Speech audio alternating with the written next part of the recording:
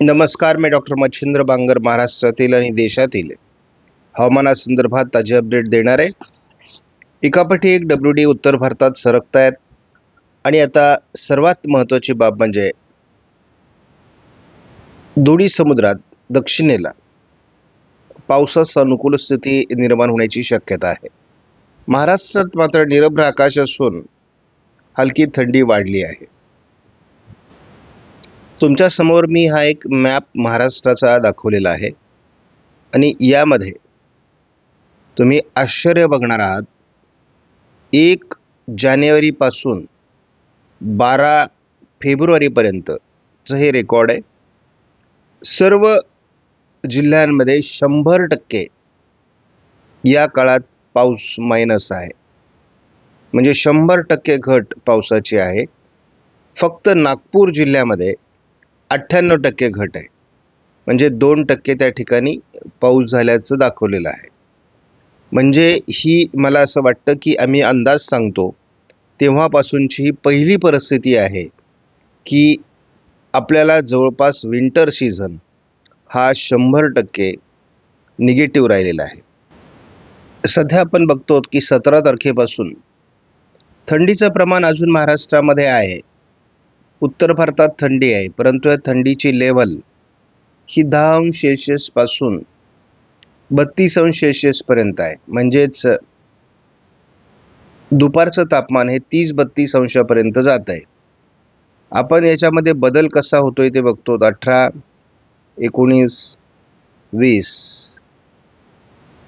21 आणि 22 अधेमध्ये आपल्याला थोडी थंडी कमी होताना दिसते, परंतु साधारण 26 तारखेपर्यंत महाराष्ट्रात हलकी थंडी राहणार आहे, कारण तोपर्यंत पावसाचा काहीच अंदाज नाही. आणि त्यामुळे यावर्षी जे काही पहिला टप्पा विंटर सीझनचा आहे तो 1% पाऊस असतो या दरम्यान वर्षभराच्या सरासरीच्या, आणि तो 1% देखील पाऊस होईल असं आता वाटत नाही. GFS मॉडेलच्या या व्हर्जननुसार आपण जर बघितलं तर हलकं वातावरण हे पूर्व भारतात आणि उत्तर भारतामध्ये सध्या सक्रिय आहे. मात्र 20 तारखेला उत्तर भारतामध्ये एक प्रभावी WD सरकण्याची शक्यता आहे. त्याचा प्रभाव 21 तारखेलाही असेल. 22 तारखेला थोडं पूर्व भारतात आणि बंगालच्या उपसागराच्या किनारपट्टी भागात पावसास अनुकूल ढग निर्माण होऊ शकतात आणि अंदमान निकोबार बेटांच्या दरम्यान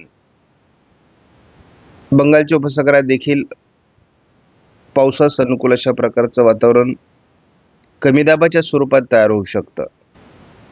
यामध्ये वाढ होईल 23 तारखेला.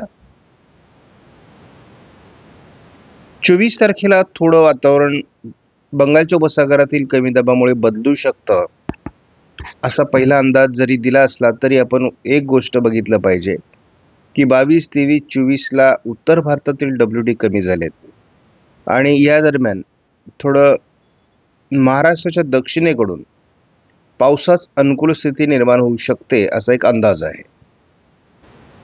आता आपण वातावरण 25 तारखेला बदलताना बघितलेलं आहे. महाराष्ट्रामध्ये पावसास अनुकूल ढग निर्माण होतील असं GFS मॉडेलचा अंदाज आहे. बंगालच्या उपसागरातही वातावरण बदलतंय आणि उत्तर भारतातही WD सक्रिय होण्याची शक्यता आहे. अतिशय प्रभावी अशा प्रकारचं वातावरण बंगालच्या उपसागरात अंदमान निकोबार बेटांच्या दरम्यान तयार होतोय आणि उत्तर भारतातही एक वेगळ्या प्रकारचा WD सरकतोय जो पावसास किंवा बर्फवृष्टीस अतिशय अनुकूल आहे. हीच बाब आपण थोड्या धावत्या स्वरूपामध्ये जर बघितली तर भारतामध्ये जवळपास 20 तारखेपर्यंत काही विशेष वातावरण नाही. 20 तारखेला एक WD उत्तर भारतात सरकण्याची शक्यता आहे. त्याचा प्रभाव 21 तारखेला राहील. पुढे 22, 23 असं काही वातावरण विशेष नाही.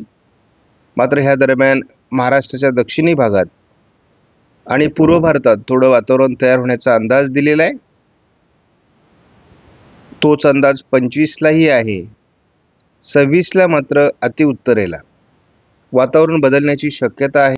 बंगालच्या उपसागरात एक प्रभावी कमी दाब आणि उत्तर भारतात प्रभावी WD तयार होण्याची शक्यता आहे.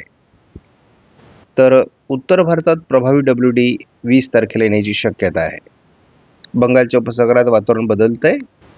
21 तारखेपासूनच अंदमान निकोबार बेटांच्या दरम्यान बंगालच्या उपसागरात कमी दाब सरकण्याची शक्यता आहे. बंगालच्या उपसागराच्या किनारपट्टी भागात ढगाळ परिस्थिती वाढेल. 22 तारखेला WDचा प्रभाव कमी आहे, परंतु कमी दाबाचा प्रभाव वाढतोय. तीच परिस्थिती 23 तारखेला आहे. तीच परिस्थिती 24 तारखेला आहे.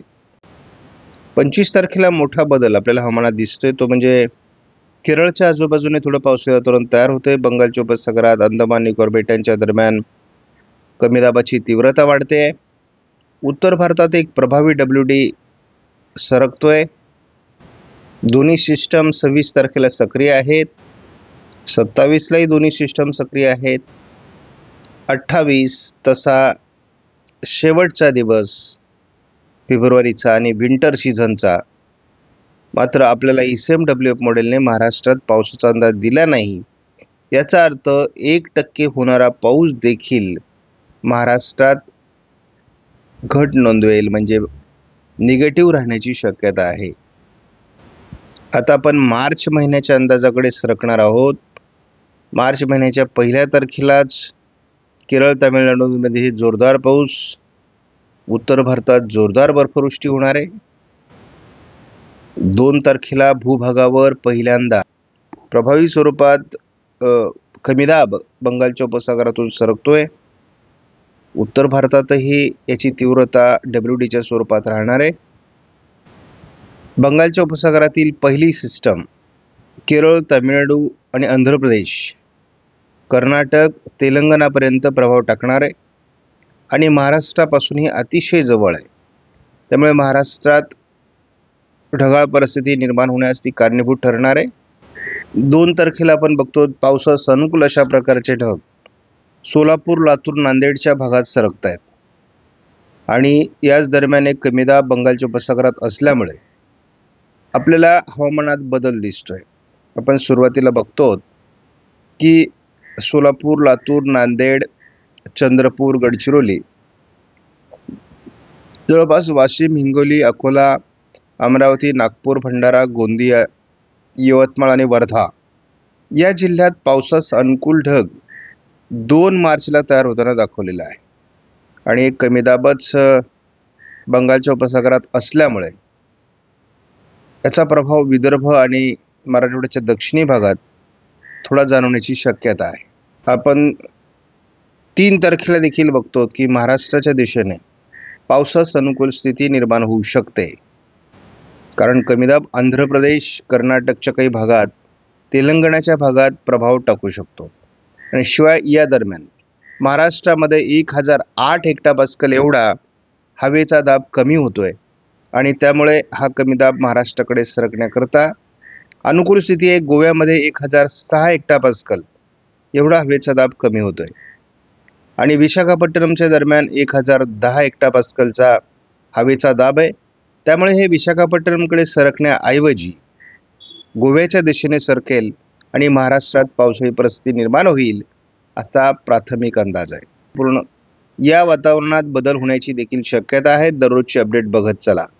आपणास व्हिडिओमधील माहिती महत्त्वपूर्ण वाटल्यास लाईक करा, शेअर करा, चॅनलला सबस्क्राईब करा. धन्यवाद. जय हिंद, जय महाराष्ट्र, जय